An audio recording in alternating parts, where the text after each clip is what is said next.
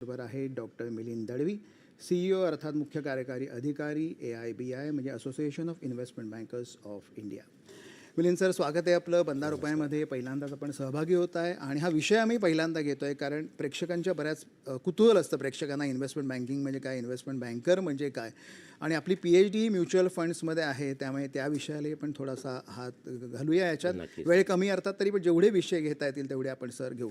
Sir, मुळात मी जसं म्हटलं की भारत ही आता IPO कॅपिटल झालेली आहे जगाची. ही चांगली गोष्ट आहे. रिटेल पार्टिसिपेशन वाढतं आहे, डीमॅट अकाउंट्स वाढत आहे आणि त्यामुळे इन्व्हेस्टमेंट बँकिंग ज्याला जगभरात तर खूप मोठा इतिहास असेल, कित्येक 500-600 वर्ष भारतातही आहे. तर इन्व्हेस्टमेंट बँकिंगचा कॅपिटल फॉर्मेशनमध्ये हा रोल कसा डिफाईन कराल तुम्ही? ओके सर, प्रथम थँक्यू मला बोलावल्याबद्दल. आणि एक IPO एक साधारण कुतूहलाचा विषय असतो अगदी सगळीकडेच. सुरुवात करण्यापूर्वी मी एक बेसिक स्ट्रक्चर की IPO म्हणजे काय किंवा इन्व्हेस्टमेंट बँकिंग म्हणजे काय. निश्चितच याचं कारण काय की एक सर्वसामान्य लोकांमध्ये जो समज आहे की इन्व्हेस्टमेंट बँकिंग, लोकांना बऱ्याचशा लोकांशी मी जेव्हा बोलतो तेव्हा असं दिसतं की लोकांमध्ये जो समज आहे की बँका इन्व्हेस्टमेंट करतात आणि त्याला ते इन्व्हेस्टमेंट बँकिंग म्हणतात. तर आपण एक डिमिस्टिफाय करण्यासाठी इन्व्हेस्टमेंट बँकिंग काय हे थोडक्यात एक सोपं आणि साधं उदाहरण बघूया. नक्कीच. एक लेट्स से एक बिझनेस आहे एका गावात. लेट्स से एक खूप साधा माणूस आहे, भाऊ कदम. बरोबर. तो चिवडा बनवतो आणि तो चिवडा अतिशय उत्कृष्ट बनवतो. लेट्स से आपण शहर घेऊया नाशिक. आता त्याच्या चिवड्याला नाशिकमध्ये खूप मागणी आहे. बरोबर आहे. त्यांनी फंड केलेलं आहे, म्हणजे मित्रांकडनं किंवा नातेवाईकांकडनं पैसे घेतले आणि त्याचा बिझनेस चालू केला. आता तो बिझनेस सुरुवात केला, त्याच्या चिवड्याला मागणी वाढते दिवसेंदिवस. पण त्याच्या मित्र आणि नातेवाईकांची अशी इच्छा आहे की हा बिझनेस नाशिकपुरता मर्यादित न राहता हा महाराष्ट्रभर किंवा देशाभर किंवा जगभर पसरावा. हा पसरवण्यासाठी फंडिंगची रिक्वायरमेंट आहे, वित्त पैसा गरजेचा आहे. आपला भाऊ गेला बँकेकडे, बँक म्हणते तारण ठेवा. त्याच्याकडे एवढं काही तारण ठेवण्यासारखं विशेष काही नाही आहे.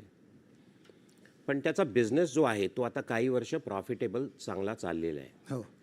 त्याला सल्ला देण्यात येतो की तू जो बिझनेस करतोयस तर तो जगभरात जर न्यायचा असेल तर एक बँकेव्यतिरिक्त तुला इतर कॅपिटल फॉर्मेशन जे करता येईल ते म्हणजे तुला IPO आणता येईल. आता IPOनी भाऊचं कुतूहल आणखीन वाढतं. ते जातात एका मर्चंट बँकरकडे. सेबी रजिस्टर्ड मर्चंट बँकर याच्यासाठी आवश्यक असतो आणि एक प्रवास सुरुवात होतो. त्या प्रवासात बऱ्याचशा गोष्टी म्हणजे बऱ्याचशे डिस्क्लोजर करावे लागतात, डॉक्युमेंट बनवावं लागतं ज्याला आपण DRHP म्हणतो. तर त्या डॉक्युमेंटमध्ये डिस्क्लोजर करावे लागतात. आता काय काय गोष्टी डिस्क्लोज कराव्या लागतात तर बिझनेसमध्ये पैसा कशासाठी उभारतोय, काय प्लॅन्स आहेत तुमच्या पुढे 3 वर्षासाठी 5 वर्षासाठी, काय ग्रोथ प्लॅन आहे, रिस्क फॅक्टर्स काय आहेत बिझनेसच्या, किंवा मग तुमचं फायनान्शियल स्ट्रक्चर काय आहे, या सगळ्या गोष्टी डिस्क्लोज कराव्या लागतात. बरोबर. आणि ह्या सगळ्या प्रक्रियेत साधारण एक 6 महिने ते वर्ष या प्रक्रियेला लागतं. ह्या प्रक्रियेमध्ये बऱ्याचशा इतर अपॉइंटमेंट कराव्या लागतात. बरोबर. ज्या मर्चंट बँकर मदत करतो, जसं कंपनी सेक्रेटरी, कंप्लायन्स ऑफिसर लागतात, स्टॉक एक्सचेंजेस अप्रुव्हल घ्यायला लागतं, डिपॉझिटरी, कारण तुमचे शेअर्स हल्ली फिजिकल फॉर्ममध्ये न राहता डीमॅट आहे, ते डीमॅट करावे लागतात. तर ते डिमटेरियलाइज करण्यासाठी डिपॉझिटरीज ची अपॉइंटमेंट करणं, RTA ची अपॉइंटमेंट करणं म्हणजे रजिस्ट्रार अँड ट्रान्सफर एजंट करणं. कारण एकदा शेअर्स लिस्ट झाले की मग ते शेअर्स मार्केटमध्ये सेकंडरी मार्केटमध्ये ट्रान्सफर होतील. तर त्याच्यासाठी RTA असणं गरजेचं आहे. तर अशा बऱ्याचशा अपॉइंटमेंट कराव्या लागतात.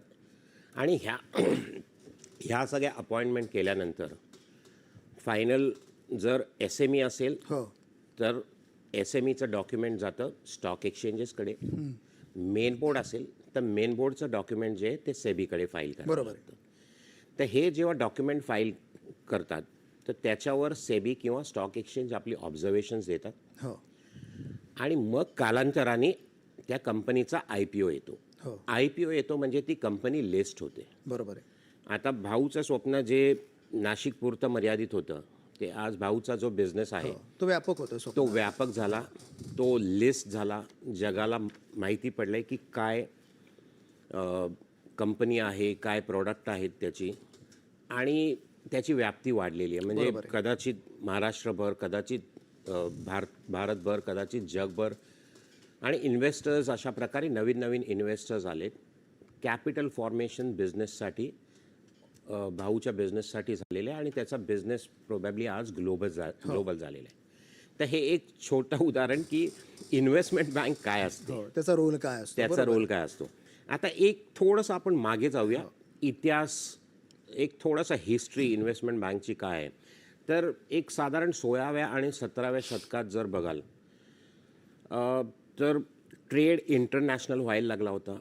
शिपिंग वगैरे सुरुवात झाली होती. बरोबर आहे. माल एका ठिकाणून दुसऱ्या ठिकाणी जात होता आणि अशा वेळेला फायनान्सची गरज होती, फंडिंगची रिक्वायरमेंट होती. शिपिंग म्हणा किंवा इंटरनॅशनल ट्रेड म्हणा, कमॉडिटीज म्हणा, या सगळ्यासाठी गरज होती.